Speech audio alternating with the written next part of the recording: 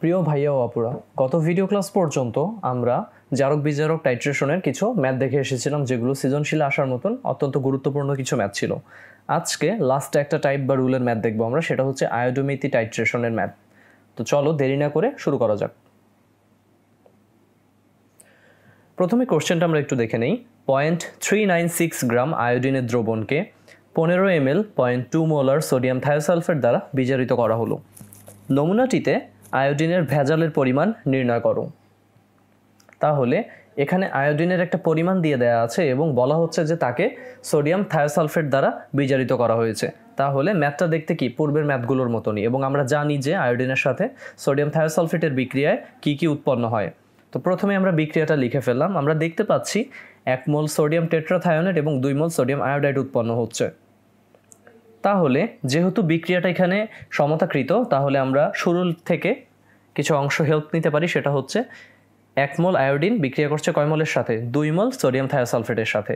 আমরা আয়োডিনের পরিমাণ বের করব, যার পরিমাণ বের করব তাকে ডান দিকে রাখবো, আর যেটা দেয়া আছে সেটা বামে রাখবো। তাহলে 2 মোল সোডিয়াম থায়োসালফেট বিজারিত করছে 1 মোল আয়োডিনকে।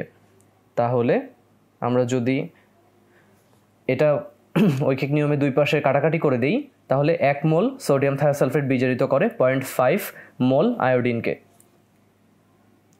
এরপরে 1 মোলের পরিবর্তে আমি বাম পাশে 1 লিটার 1 মোলার লিখলাম, আর ডান পাশে 0.5 মোল আয়োডিন তাকে ওইভাবেই রাখছি।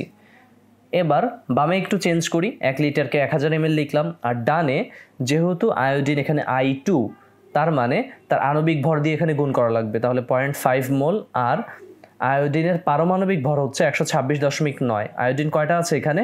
2টা আছে। এই জিনিসটা কিন্তু খেয়াল করতে হবে যে 126.9 × 2, এটা হচ্ছে আয়োডিন মানে I2 এর আণবিক ভর, এটা দিয়ে গুণ করা লাগবে আমাদের এখানে।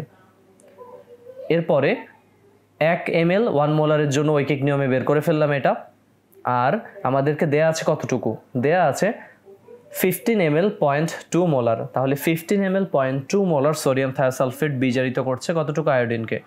হিসাব করে আমরা বের করলাম 0.38 গ্রাম আয়োডিন। এবার আমাদেরকে দেয়া ছিল 0.396 গ্রাম আয়োডিন, আর আমরা বিক্রিয়ায় দেখতে পেলাম যে সোডিয়াম থায়োসালফেটের সাথে বিক্রিয়ায় অংশগ্রহণ করছে 0.38 গ্রাম আয়োডিন। তাহলে এক্সট্রা যে আয়োডিনটুকু সেটুকু কি অপদ্রব্য বা ভেজাল। অতএব তাহলে এবার আমরা যদি ভেজালের পরিমাণটা বের করি, আমাদেরকে যে নমুনার ভরটা দেওয়া ছিল সেই নমুনার ভর মাইনাস যতটুকু বিশুদ্ধ মানে বিক্রিয়া যতটুকু অংশগ্রহণ করেছে মাইনাস 0.38 হোল ডিভাইডেড বাই আমাদের যেটা প্রদত্ত নমুনার ভর সেটা। তাহলে আমরা ভেজালের পরিমাণ পেয়ে যাচ্ছি কতটুকু? 4.04%। অর্থাৎ এই ম্যাথটা সহজ, আগের ম্যাথগুলোর মতনই, শুধুমাত্র এখানে ভেজালের পরিমাণের অংশটুকু এক্সট্রা এসেছে। আমি গতদিন বলে এসেছিলাম আমাদের লাস্ট ম্যাথের আগের ম্যাথটাতে যে এরকম ভেজাল বা বিশুদ্ধতার পার্সেন্টেজও বের করতে দিতে পারে, তখন আমরা এই অংশটুকু এক্সট্রা অ্যাড করব। এবার আমরা একটা নতুন টপিকে চলে যাব, সেটা হচ্ছে বিয়ার-ল্যাম্বার্ট সূত্র। তো বিয়ার-ল্যাম্বার্ট সূত্রে এই বিয়ার-ল্যাম্বার্ট সূত্র আসলে দুটো সূত্রের কম্বিনেশন। প্রথমে আমরা ল্যাম্বার্টের সূত্রটা একটু দেখে নিই। 1768 সালে ল্যাম্বার্ট তার এই সূত্রটা বিবৃতি দিয়েছিলেন। সেই বিবৃতিটা হচ্ছে, কোনো স্বচ্ছ মাধ্যমের মধ্যে দিয়ে কোনো একটি নির্দিষ্ট তরঙ্গ দৈর্ঘ্য বিশিষ্ট আলোক রশ্মি যদি প্রবাহিত করা হয়, তাহলে সেই মাধ্যমের পুরুত্বের সাথে আলোকের তীব্রতা হ্রাসের হার আলোকের তীব্রতার সমানুপাতিক হয়। আমরা একটু গাণিতিকভাবে দেখি, তাহলে বিবৃতিটা বুঝতে পারবো। গাণিতিকভাবে -ddL of I is proportional to I। এখানে এল হচ্ছে মাধ্যমের পুরুত্ব, আর আইটা হচ্ছে কি আলোক তীব্রতা। তাহলে এই পুরুত্বের সাথে আমরা আলোক তীব্রতার যেই হ্রাস ঘটছে সেটা নিয়ে একটু আলোচনা করি। ফর এক্সাম্পল, আমি যদি এখানে একটা ছবি এঁকে দেখাই যে এখানে এই স্বচ্ছ মাধ্যমটা দিয়ে এখানে একটা আলো প্রবেশ করছে, তো এটাকে আমি ধরলাম I0 এবং একটা আলো বের হয়ে যাচ্ছে I, ঠিক আছে। তাহলে এই মাধ্যমের পুরুত্বকে আমি বলছি এল। তাহলে এর ক্ষুদ্র যেই পুরুত্বটুকু সেটা কি হবে? ডিএল। আর যেহেতু আমার আই হচ্ছে এখানে আলোকরশ্মির তীব্রতা, তাহলে সেটার ক্ষুদ্র পরিবর্তন কত? ডিআই। আর যেহেতু এর সাপেক্ষে এর পরিবর্তন ঘটছে, তার মানে ডিডিএল অফ আই। আর মাইনাসটা কেন আসছে এখানে? মাইনাসটা আসছে কারণ কি এখানে আলোক তীব্রতাটা হ্রাস পাচ্ছে। আমরা যদি স্বাভাবিকভাবে চিন্তা করি, ধরি একটা মোটা কাঁচ আছে, এই মোটা কাঁচ দিয়ে আমি একটা টর্চ লাইট ফেললাম, তো সেই কাঁচটার পরবর্তী অংশে আমি আলো তীব্রতাটা কি দেখব? আমি দেখব যে টর্চ লাইটের আলোটা কিছুটা হালকা হয়ে গেছে পূর্বের তুলনায়। তার মানে কি একটা নির্দিষ্ট পুরুত্ব দিয়ে আলো যখন ভেদ করে তখন তার তীব্রতাটা হ্রাস হয়ে যায়। ঠিক আছে, এখানে এই কথাটাই বলা হচ্ছে, এবং সেই হ্রাসের পরিমাণটা কি হবে? আমাদের প্রাইমারি যে ইন্টেন্সিটিটা আছে তার সমানুপাতিক। ঠিক আছে, তাহলে এটা ছিল ল্যাম্বার্ট সাহেবের সূত্র। এরপরে বিয়ারের সূত্রটা আমরা দেখি যে ল্যাম্বার্ট সাহেব যেরকম পুরুত্বের সাথে আলোর তীব্রতার একটা সম্পর্ক দিয়েছিলেন, এবার বিয়ার সাহেব কি করলেন? একটা বর্ণযুক্ত দ্রবের ঘনমাত্রা এবং আলোর তীব্রতার একটা সূত্র দিলেন। তো তার কথা অনুযায়ী তার বিবৃতিটা হচ্ছে, কোনো দ্রবণের মধ্যে দিয়ে কোনো একটি নির্দিষ্ট তরঙ্গদৈর্ঘ্য বিশিষ্ট আলোকবর্ণী প্রবাহিত করলে দ্রবণের ঘনমাত্রার সাথে আলোকের তীব্রতা হ্রাসের হার আলোকের তীব্রতা সমানুপাতিক হয়। অর্থাৎ ঠিক আগের মতনই ঘটনাটা। কীরকম? গাণিতিকভাবে মাইনাস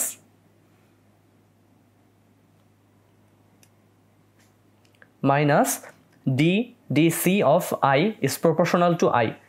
তার মানে হচ্ছে যে এবার ঘনমাত্রার সাপেক্ষে আলোকরশ্মির তীব্রতাটা হ্রাস পাবে। তার মানে আমি একটা পাত্রে একটা দ্রবণ রেখে দিলাম, তার একটা নির্দিষ্ট কনসেন্ট্রেশন রয়েছে, ঘনমাত্রা রয়েছে, এবার সেখান দিয়ে আমি আলো পাস করলাম, তাহলে ওই দ্রবণটাকে অতিক্রম করার সময় আলো তীব্রতা কি হয়ে যাবে? আলো তীব্রতাটা কমে যাবে। তাহলে এখানে আই হচ্ছে আলোকরশ্মির তীব্রতাটা, আর সি হচ্ছে কি? দ্রবণের ঘনমাত্রা। এবার এই দুটো সূত্রকে কম্বাইন্ড করার পরে আমরা একটা সূত্রে বা একটা সিদ্ধান্তে উপনীত হই, যাকে আমরা বলছি বিয়ার-ল্যাম্বার্ট সূত্র। সেটা হচ্ছে কোনো দ্রবণের মধ্যে দিয়ে কোনো একবর্ণী আলো প্রবাহিত করলে আপতিত আলোকরশ্মির তীব্রতার হ্রাস দ্রবণের পুরুত্ব এল এবং ঘনমাত্রার সি এর সমানুপাতিক হচ্ছে। তাহলে এটা অনুযায়ী আমরা এবার গাণিতিক বিবৃতিটা একটু দেখি। গাণিতিক বিবৃতিটাতে আমরা দেখতে পাচ্ছি যে log I not divided by I is equals to epsilon CL। এখানে আমরা log I not by I কে বলছি অ্যাবজর্বেন্স বা বিশোষণ, যাকে ক্যাপিটাল A দিয়ে প্রকাশ করছি, আর সেটা ইজ ইকুয়ালস টু কি? Epsilon CL। এই তিনজনেরও তিনটা আলাদা পরিচয় রয়েছে। পরিচয়টা কি একটু দেখে নিই। পরিচয়টা হচ্ছে, এখানে অ্যাপসিলনটা মোলার শোষণ সহগ বা মোলার অ্যাবজর্পশন কোএফিসিয়েন্ট, যেটা হিসাব হয় পার সেন্টিমিটার পার মোলারে, অর্থাৎ প্রতি একক দৈর্ঘ্যে প্রতি একক ঘনমাত্রায়। এরপরে সিটা কি? সিটা হচ্ছে এখানে কনসেন্ট্রেশন, মানে দ্রবণের ঘনমাত্রা, যার এককটা হচ্ছে মোল পার লিটারে। এবং এখানে যে এলটা আছে সেটা হচ্ছে কি? সেলের অভ্যন্তরে আলোক পথের দৈর্ঘ্য, বা একটু আগে আমরা যে পুরুত্বটা ভেদ করার কথা বলেছিলাম সেই পুরুত্ব এল, যাকে আমরা প্রকাশ করছি সেন্টিমিটারে। তাহলে আমরা একটু প্রবলেম দেখে নিই। এই টপিকটা থেকে খুব সহজ ম্যাথমেটিক্যাল প্রবলেম আসে, তো আমরা ডিরেক্ট সূত্র দিয়ে ম্যাথ করে ফেলবো। কোশ্চেনটা হচ্ছে 1 সেন্টিমিটার দৈর্ঘ্য বিশিষ্ট কোনো আল্ট্রাভায়োলেট সেলে একটি হালকা বর্ণের দ্রবণ নিয়ে অ্যাবজর্বেন্স 0.126 নির্ণয় করা হলো। দ্রবণের ঘনমাত্রা কত যদি অ্যাপসিলনের মান হয় 1.2 × 10⁴ পার সেন্টিমিটার পার মোলার?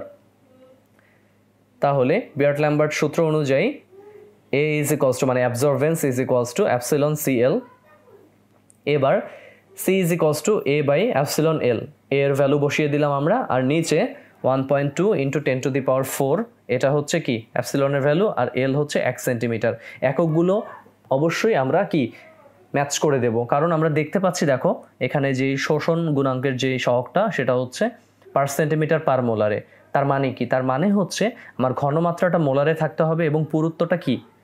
পুরুত্বটা অবশ্যই সেন্টিমিটারে থাকতে হবে। যদি এই এককটা চেঞ্জ হয় সেই অনুযায়ী কি আমার ঘনমাত্রা এবং পুরুত্ব বা দৈর্ঘ্যের এককটাও চেঞ্জ হবে। তাহলে আমার কনসেন্ট্রেশন বা ঘনমাত্রা হচ্ছে এখানে 1.05 × 10⁵ মোল পার লিটার। একই রকম আরেকটা ম্যাথ দেখি আমরা।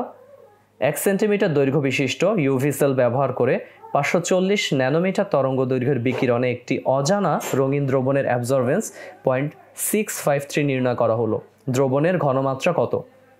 তাহলে একই রকম ম্যাথ, এখানে আমাদের তরঙ্গ দৈর্ঘ্যের কোনো কাজ নেই, যেহেতু আমাদের দৈর্ঘ্য, অ্যাপসিলনের ভ্যালুটা এবং অ্যাবজর্বেন্স দিয়ে দেওয়া আছে। অর্থাৎ আগের মতন সূত্র অ্যাপ্লাই করে আমরা সি এর ভ্যালু পেয়ে গেলাম 6.53 × 10⁵ মোল পার লিটার।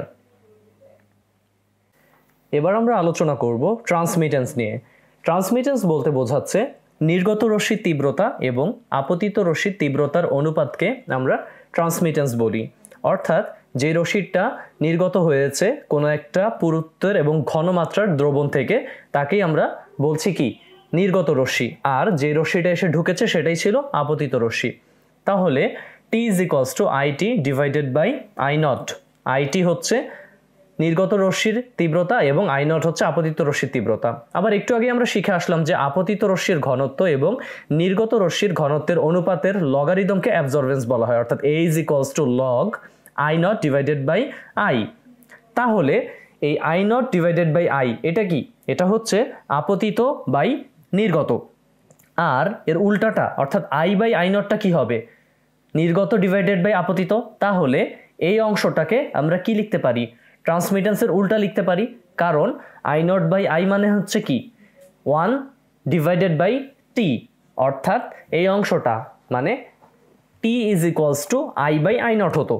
তাহলে এখানে আছে I0 বাই I, তার মানে এটাকে কি লেখা যায়? 1 বাই T লেখা যায়। ওকে, তাহলে বিয়ার-ল্যাম্বার্ট সূত্র অনুযায়ী A ইজ ইকুয়ালস টু দাঁড়াচ্ছে এপসিলন CL, আর এখানে আমরা লিখলাম 1 বাই T, অর্থাৎ অ্যাবজর্বেন্সের পরিবর্তে। ওকে, এবার ম্যাথমেটিক্যাল প্রবলেমটা একটু দেখি। 540 ন্যানোমিটার তরঙ্গ দৈর্ঘ্যে 1 সেন্টিমিটার দৈর্ঘ্য বিশিষ্ট কোনো আল্ট্রাভায়োলেট সেল ব্যবহার করে একটি বা ব্যবহৃত একটি বর্ণযুক্ত দ্রবণের মধ্য দিয়ে আপতিত আলোর 80% নির্গত হয়। দ্রবণের ঘনমাত্রা কত?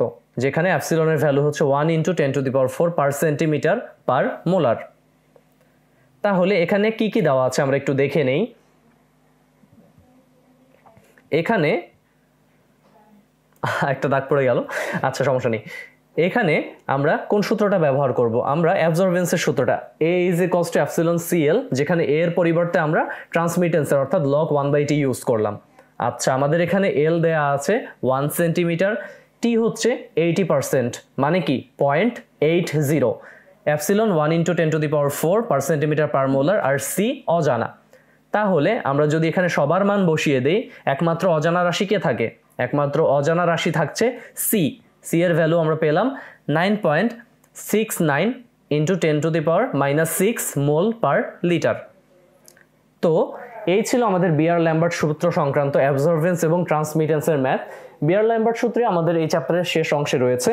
তাহলে এই চ্যাপ্টারে বিয়ার-ল্যাম্বার্ট সূত্রে আরেকটা জিনিস আমরা পড়ব, সেটা হচ্ছে বিয়ার-ল্যাম্বার্ট সূত্রের সীমাবদ্ধতা। প্রথমত, বর্ণহীন দ্রবণের ঘনমাত্রা নির্ণয় এই পদ্ধতি আমরা সরাসরি ব্যবহার করতে পারবো না।